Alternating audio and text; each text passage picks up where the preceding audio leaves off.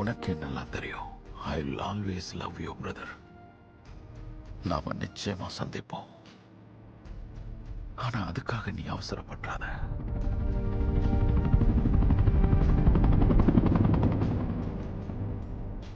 என்ன இந்த உலகத்துக்கு நீ தேவை ஈத்தன்.